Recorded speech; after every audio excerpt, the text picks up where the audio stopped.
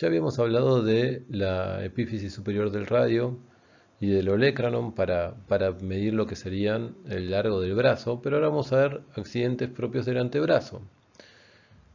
Las apófisis estiloides, tanto del radio como del cúbito, me van a servir para medir el diámetro de muñeca. Pero también en el antebrazo se va a medir el perímetro. Pero el perímetro del antebrazo se va a tomar en la parte más prominente del mismo. Por ende, el perímetro lo vamos a ir tomando con una cinta métrica, viendo cuál es el valor más grande sin referencia anatómica. O sea, voy midiendo a prueba y error y me quedo con el valor más grande de antebrazo. Con respecto a las marcaciones de tronco, lo que tenemos que tener en cuenta es que nosotros para algunas marcaciones de tronco vamos a utilizar estructuras óseas que están relacionadas con los miembros, pero se refieren o se agrupan dentro de puntos de marcación de tronco porque la marcación, por más que utilicemos elementos de miembro superior e inferior, quedan en el tronco.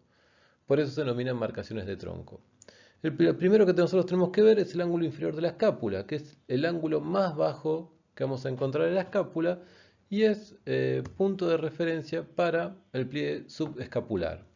Este pliegue se va a tomar 2 centímetros por debajo de ese ángulo inferior de la escápula. El segundo punto de importancia en relación al tronco es la unión entre el esternón y la cuarta costilla. En esta zona va a servir de referencia para las mediciones de perímetro de tórax y los diámetros transverso y anteroposterior del tórax. Para continuar con los puntos del tronco vamos a seguir con lo que sería el coxal, con los coxales. Básicamente a nosotros nos interesan dos estructuras puntuales del coxal: la espina ilíaca anterosuperior y el borde superior de la cresta ilíaca.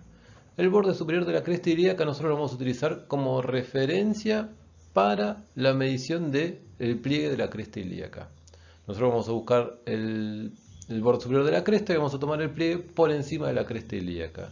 En relación a las crestas ilíacas también, la parte más ancha de las crestas ilíacas es la parte que nosotros vamos a utilizar para medir el diámetro biliocrestidio, que era era el diámetro que me medía el ancho de las caderas óseos. Y después, la espina ilíaca anterosuperior es una referencia anatómica que, junto con el borde superior de la cresta y el borde axilar anterior, me van a servir como referencia para medir un pliegue que se denomina supraespinal. ¿Por qué se denomina supraespinal? Porque va a quedar por encima de la espina. El borde superior de la cresta ya lo vimos, la espina ilíaca anterosuperior está marcada. ¿Qué sería el borde axilar anterior? El borde axilar anterior, nosotros tenemos que pensar que hay tres líneas imaginarias en relación a la axila: una anterior, una media y una posterior. La línea axilar anterior sería la línea que, si nosotros vemos a una persona de frente, es la separación que vemos entre el tronco y el brazo. La línea posterior sería la misma línea imaginaria que baja si nosotros vemos a la persona exactamente desde atrás. Y la línea media sería, si la persona levanta su brazo, una línea media imaginaria que baja por el centro de la axila. Para la medición del pliegue supraespinal vamos a utilizar borde axilar anterior, borde superior de la cresta y espina ilíaca anterosuperior. Siguiendo con las referencias anatómicas como puntos antropométricos de importancia, en este caso vamos a ir al ombligo. El ombligo me va a servir como referencia para medir el pliegue abdominal. ¿Cómo sería eso? El pliegue abdominal se mide a 5 centímetros del ombligo. Por ende, si pensamos cómo sería esto, ¿a dónde se tomaría el pliegue? Se toma a la altura del ombligo, ¿sí? Y después a 5 centímetros yo tomaría el pliegue. Por ende, a donde está esa intersección, yo estaría tomando el pliegue abdominal. Si queremos pensar en el ejemplo anterior, por ejemplo en el pliegue supraespinal, nosotros dijimos que usábamos borde superior de la cresta, línea axilar anterior y espina ilíaca anterosuperior. Si hacemos una línea imaginaria que viene desde el borde superior, desde la cresta, y cruzamos la espina ilíaca anterosuperior con el borde axilar anterior, en donde se cruzan esas líneas estaríamos tomando el pliegue supraespinal. Por eso se usan las referencias anatómicas para la toma de los distintos pliegues y perímetros. Básicamente como lugares de referencia para la toma de las evaluaciones. Otra referencia importante de esta zona es que la cintura se va a tomar a partir de la cintura mínima. Para tomar el perímetro de cintura, se va a buscar en donde la cintura sea lo más chiquita posible. Hay varias formas de medir la cintura, esta es una de las tres posibles. Antes de empezar con los puntos antropométricos de importancia del miembro inferior, vamos a hablar un poco de lo que es el perímetro de cadera. El perímetro de cadera se va a utilizar como referencia la saliencia posterior mayor del glúteo. O sea que como referencia anatómica va a ser ver la parte más saliente posterior del glúteo. Ahora, continuando con los huesos del miembro inferior, arrancamos con principalmente el fémur. Puntos de importancia principales del fémur es los epicóndilos, tanto el externo como el interno. Con ellos dos vamos a medir el diámetro femoral. Y el trocánter mayor es una referencia importante para la antropometría porque en algunos métodos se mide el diámetro bitrocanterio y en otros el trocánter mayor se usa como altura trocanteria, la altura del trocánter hasta el piso, que son alturas que se chequean muchísimo en corredores de larga distancia y corredores sobre todo que tienen que saltar. Así como para miembro superior nosotros tuvimos que ver el largo del brazo para utilizar su tercio medio para tomar las evaluaciones, los perímetros y los pliegues de esa zona, con el muslo vamos a tener que hacer exactamente lo mismo. Las referencias anatómicas para el muslo van a ser la rótula o patela, donde vamos a medir desde su borde superior hasta el pliegue inguinal. Vamos a medir desde el pliegue inguinal hasta el borde superior de la rótula o patela. Vamos a dividir por 2 y en esa zona media vamos a tomar las mediciones de perímetro de muslo y pliegue de muslo anterior. Continuando con lo que sería la pierna, dentro del miembro inferior lo que nos interesa muchísimo son los dos malleolos, el externo y el interno. Recuerden que el interno me lo va a dar la tibia, el externo el peroné, y ambos me van a servir para medir el diámetro bimalleolar. Con la pierna pasa lo mismo que pasa con el antebrazo en relación a la medición del perímetro. El perímetro de pantorrilla o pierna se va a tomar en la parte más prominente de la misma forma que se usaba en el antebrazo. De esta forma, concluimos todos los que serían los puntos anatómicos antropométricos de importancia, con la utilización de cada uno de los mismos. Con respecto a la importancia del método antropométrico, la lógica de aplicar todas estas mediciones para obtener un estimado de kilos de músculo, kilos de adiposidad, kilos de hueso, el peso de las vísceras y el peso de la piel, que el peso de las vísceras y el peso de la piel se cuantifica de la misma forma que se cuantifica el peso de la cabeza, para no sobreestimar las otras tres masas. La lógica de tener datos sobre esas masas es para agregarle un poco más de complejidad al diagnóstico y hacer un diagnóstico que sea un poquito más certero. Porque el peso en sí, un peso alto, un peso bajo, en realidad lo único que me marca es si tengo mucha masa o poca masa, pero no me habla de la constitución de esas masas. Y para nosotros la constitución de esas masas, para el diagnóstico nutricional, la constitución de un peso es importante en relación a qué masas y qué preponderancia tiene cada una de esas masas en el peso. Nosotros lo que intentamos hacer con la antropometría es dejar de trabajar con lo que sería el peso y la talla para empezar a tener una certeza, una pequeña, un primer acercamiento a la musculatura, al tejido adiposo y a la masa ósea, a fin de poder hacer un diagnóstico un poquito más acertado sobre esas masas. Tenemos que tener en cuenta que dentro del peso del individuo, que está representado por la cantidad de masa total que tiene una persona, hay un montón de factores que van a determinar esa composición corporal. Por ende, pensar que con el peso solo nosotros vamos a poder hacer un diagnóstico complejo o un diagnóstico acertado, a veces es un poco difícil. La idea de la antropometría es no decir que el peso no funciona, no que el IMC no funciona, sino ver cómo hacemos a esos indicadores de peso, de IMC, cómo le agregamos un indicador más para acercarnos a un diagnóstico un poquito más certero, más específico.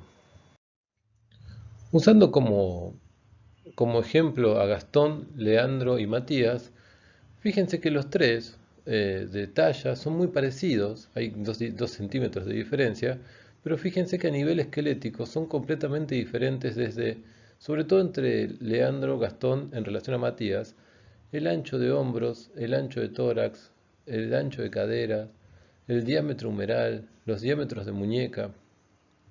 ¿Sí? O sea, son completamente distintos desde lo esquelético, por más que tengan una altura similar. Por ende, conocer el peso del esqueleto para nosotros es importante.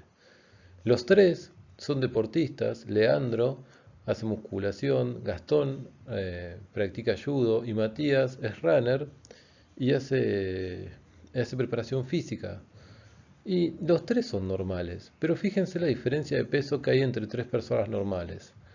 Por ende, si nosotros nos dejamos llevar por los indicadores comunes, ellos tres tienen una talla parecida, por lo tanto deberían tener un peso similar. Y fíjense que entre Leandro y Matías hay más de 20 kilos de diferencia. Los tres pertenecen al mismo grupo etario, los tres son varones, los tres entrenan y sin embargo tienen formas físicas completamente distintas. Si nosotros los tuviésemos que categorizar así a simple vista, son 3 personas normales. Ahora, si nosotros usamos los métodos comunes de evaluación, tanto Leandro como Gastón nos darían que tienen sobrepeso. Si nosotros le decimos a Leandro que tiene los abdominales marcados, que tiene sobrepeso, estamos descuidándonos o olvidando cómo es la definición de sobrepeso. Y en cambio, por ahí a Matías, si lo evaluamos con el peso, podríamos pensar que tiene poca musculatura, pero en realidad lo que tiene Matías es un esqueleto pequeño. Si usamos otro indicador común, como puede ser la circunferencia de cintura para ver riesgo cardiovascular, fíjense que Matías, por su forma ósea, siempre va a tener menos riesgo cardiovascular que Leandro y que Gastón, simplemente porque tiene una cintura más pequeña, pero por la forma de su coxal y de su tórax. La idea sería ver cómo nosotros hacemos para agregarle más datos a esa evaluación convencional a fin de no caer en los errores de marcar que Leandro, por ejemplo, tiene un sobrepeso cuando claramente no lo tiene. La forma más sencilla es utilizando los indicadores de masa, como puede ser el IMC o el peso, en relación a una sumatoria de pliegues. ¿Para qué me va a servir la sumatoria de pliegues? La sumatoria de pliegues yo voy a saber, haciendo la sumatoria de pliegues, voy a tener una idea de cómo está esa adiposidad subcutánea. Y recuerden que la adiposidad subcutánea tenía correlación con la adiposidad corporal total. Por ende, si yo por sumatoria de 6 pliegues encuentro que una persona tiene la sumatoria de 6 pliegues bajas, significa que va a tener la grasa corporal total baja. Si encuentro una sumatoria de pliegues alta, significa que esa persona va a tener la adiposidad corporal total alta. ¿Cómo funcionaría eso? Si yo, por ejemplo, tengo un IMC de 28, como tiene Leandro, y la sumatoria de pliegues me da baja, yo sé que Leandro tiene mucha masa o mucho volumen corporal, pero ese volumen corporal no es porque tiene la adiposidad alta. Por el contrario, si yo evalúo a una persona y el IMC me da 22, pero la sumatoria de pliegues me da muy alta, yo voy a pensar que esa persona tiene un IMC adecuado, pero independientemente de que tenga un volumen o una masa corporal adecuada, tiene la adiposidad alta. Es una forma sencilla, es un indicador que a mí me va a dar idea de, independientemente del peso o el volumen que tenga una persona, me va a dar una idea de cómo está la adiposidad de esa persona. No sé si recuerdan que nosotros vimos 8 pliegues. Y acá estamos hablando de la suma de 6. ¿Cómo funciona la suma de 6 pliegues? Se toman 6 pliegues y se suman los valores. Y se evalúan en relación a una referencia. ¿Cuáles son esos 6 pliegues? Tríceps, subescapular, supraespinal, abdominal, muslo y pantorrilla. Esos son los 6 pliegues que se utilizan en la sumatoria de 6 pliegues. Cabe destacar que la sumatoria de 6 pliegues, recuerdan que nosotros habíamos dicho que teníamos que medir y cargar los datos en un programa, y el programa nos daba los kilos, los porcentajes de las distintas masas. En la sumatoria de 6 pliegues, nosotros lo que hacemos es medir con el plicómetro y no cargamos los datos en ninguna fórmula. En el caso que nosotros midamos y carguemos los datos en el programa, lo que vamos a tener son estos resultados.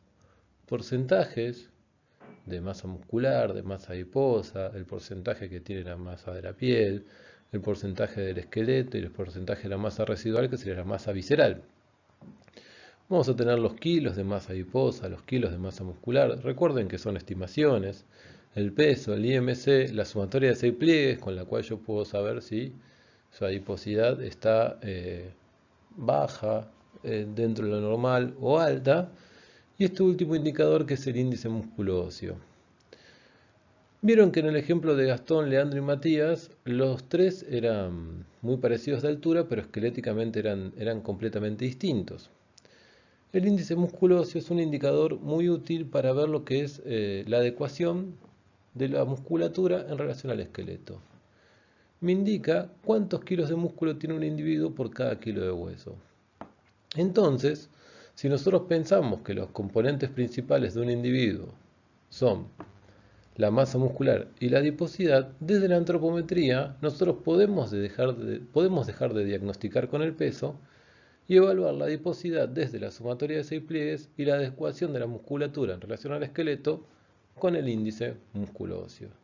De esa forma, independientemente de los 66 kilos que tenga este jugador, yo sé que tiene los niveles de grasa subcutánea bajos porque tiene una sumatoria de pliegues baja en relación a una referencia, y que tiene una musculatura adecuada en relación al esqueleto que tiene el individuo. Esa sería una forma más completa de diagnosticar a partir de la antropometría, no dejando de utilizar el peso, pero sí utilizando otras variables que me hablen de cómo está la adiposidad del individuo y cómo está la musculatura. Para hacer un ejemplo más completo, usemos el caso de este jugador de fútbol. Fíjense los datos que tiene. Tiene un 52% de masa muscular, un 18% de masa adiposa. Recuerden que la masa de la piel y la masa residual se calculaba para no sobreestimar las otras masas. A nosotros las masas que nos interesan es el esqueleto, la musculatura, sobre todo la relación entre la musculatura y el esqueleto, y la adiposidad. Fíjense los indicadores que tiene, ¿sí? De 6 pliegues, de índice músculo óseo y de IMC. Si nosotros lo vemos por IMC, él tiene un IMC normal. Ahora, ¿cómo sería nuestro diagnóstico? Yo tengo como referencia de los jugadores de fútbol que para que un jugador de fútbol esté estructuralmente bien, necesita tener más de 4 de índice músculo óseo. Fíjense que en el caso de Cristian, tiene más de 4, por lo tanto estaría bien. Y para ver que su masa adiposa esté correcta en relación a una referencia, tiene que tener menos de 50, y Cristian tiene menos de 50.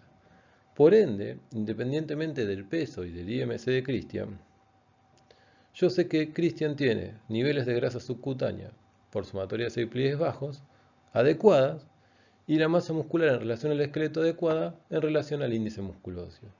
La forma de diagnóstico de este tipo, dejamos de utilizar indicadores de volumen o de masa corporal total para empezar a ver a los dos principales componentes de la conformación de un individuo, que es la musculatura y la adiposidad, y ver cómo están esas masas cada una y evaluarlas en relación a cosas un poquito más certeras.